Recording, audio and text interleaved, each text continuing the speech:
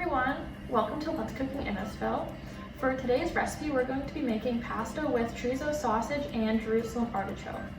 For this recipe, we'll need about 400 grams of pasta, 500 grams of Jerusalem artichoke, 1/3 of a cup of whipping cream, 2 chorizo sausages, about half a lemon, 4 to 6 cups of spinach. Here I have about 5 cups, 2 to 4 cloves of garlic, 1 teaspoon of fresh thyme, 1 teaspoon of olive oil, and 1/3 of a cup of grated parmesan cheese. So let's get started. I'm going to start with the pasta just to make sure it's cooked by the time we have the sauce ready. So I'm just going to cook it as per the package instructions. So this calls for about 9 to 10 minutes in boiling water.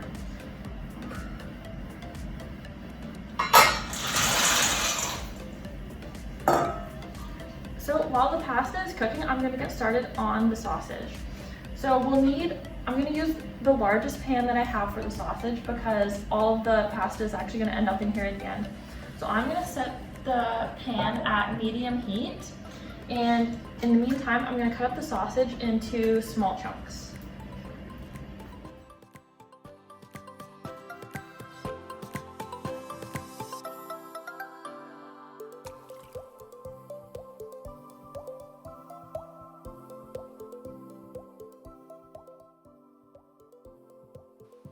Here I have the sausage cut into small slices. I'm going to add it to the pan, which is set at medium heat.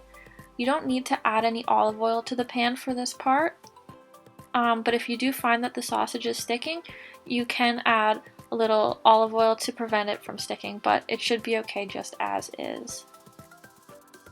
About 3 minutes later, and the chorizo sausages are nice and crispy and cooked, so I'm going to remove them from the pan and set aside. So next up is the Jerusalem artichoke. As you can probably tell by looking at them, they aren't related to artichokes at all.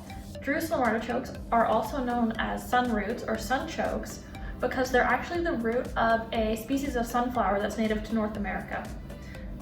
So for this recipe, we're going to need about 500 grams of them, and we are going to peel the skin off of them even though the skin is edible. So you can use just normal veggie peeler or a teaspoon if you find that the Jerusalem artichoke is really bumpy and kind of hard to navigate with a regular vegetable peeler. So we'll peel these, and then we're going to slice them into slices that are about 1/4 inch thick. So here I have my Jerusalem artichokes mostly peeled. So now I'm just going to cut them into thin slices about this thick. If you haven't tried Jerusalem artichoke before, I would recommend just taking a little slice like that and giving it a try. It has a bit of a nutty flavor, and it can actually be a substitute for potatoes in quite a few recipes. Jerusalem artichoke is a type of carbohydrate, and it's also a really great source of fiber.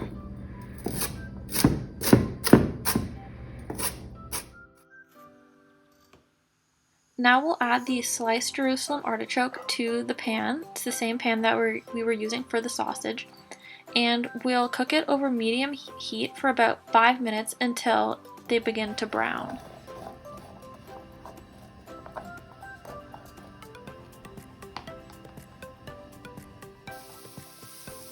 Now that the Jerusalem artichokes have begun to brown, we'll add 1/3 of a cup of water to the pan to continue cooking them. We'll cook them this way until they are tender and can be pierced with a fork.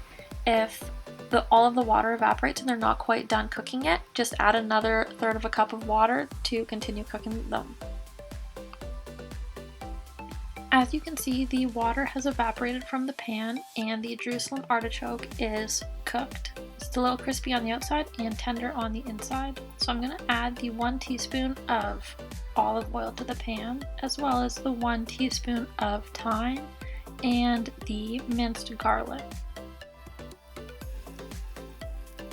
I'm going to give it all a good stir so that it's thoroughly mixed together, and I'll cook it for just another minute or 2 until it becomes fragrant.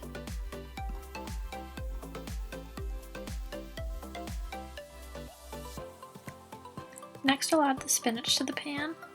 This here is about 5 cups of spinach, but you can use anywhere from 4 to 6 depending on how much you want to include in your pasta. As you can see, it looks like a lot of spinach when you add it to the pan, but it really decreases in volume as it cooks. So if you want, you can add it kind of in phases to make sure you're getting the amount that you want, or you can do it like I did and just pour it all in and kind of mix it as you go to make sure it all gets cooked. Now that the spinach is finally wilted, I can finish making the sauce. So I'm going to add my 1/3 of a cup of cream to the pan, as well as a little bit of salt and pepper, and I'll give it a good mix.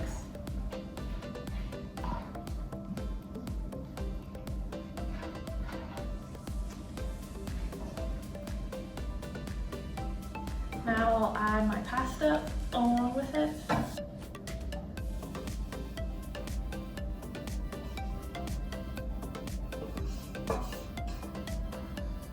If you don't have a large enough pan, you can just scoop the sauce on top of your pasta in the bowl.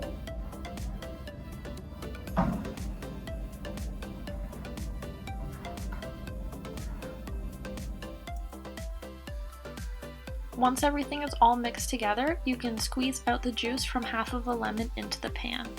If you find you need more sauce to cover all the pasta, you can simply add a little bit more cream and continue mixing. So now that everything is all mixed together in the pan, I'm ready to serve it.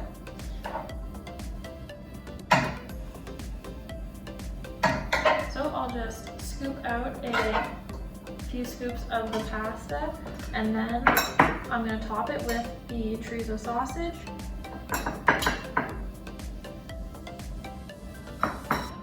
and a little bit of parmesan cheese.